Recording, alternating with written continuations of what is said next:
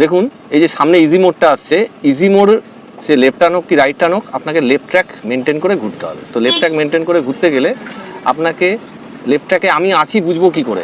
দেখুন আমরা বাদিকে আগে থেকে সরলাম, বাদিকের বর্ডারটা যত কাছে থাকবে ক্লোজে থাকবে সেইভাবে বাদিকের বর্ডার দিকে তাকিয়ে 25 টানো। হ্যাঁ, এই দেখুন বাদিক চেপে ঘুরলো গাড়িটা, আবার রাস্তা সোজা হলো, আবার উল্টো দিক করে দিলাম। বন্ধুরা এটা একটা আমি টাপ মোড় ঘুরছি, দেখুন রাস্তাটা এন্ড হয়ে গেছে, এটা টাপ মোড়। তো টাপ মোড় ঘুরতে গেলে এল টাইপ মোড়, এটা রাইট টার্ন। তো আমরা লেফট ট্র্যাক নিয়ে ঘুরবো গাড়িটা। বাদিকে যে লোকটা দাঁড়িয়ে আছে তার দিকে চোখ রাখো, ক্লাচ আর ব্রেকে পা রাখবে, যেহেতু মোড়ের টানে আমরা দাঁড়িয়ে আছি। এখানে একটু ব্যালেন্স করো, গাড়িটা কাঁপবে ব্যালেন্স করলে।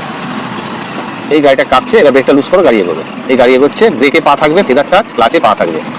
এবার আমরা সোজা বর্ডারটা যে কাছে আসবে, এবার ঘোরাবো, আবার উল্টো দিক করবো। যখন মনে হবে গাড়ির স্পিড একটু বেড়ে গেছে, ক্লাসটা একটু পুরো টিপে নেবো, তাহলে কি হলো অটো রেসটা বন্ধ হয়ে যাবে।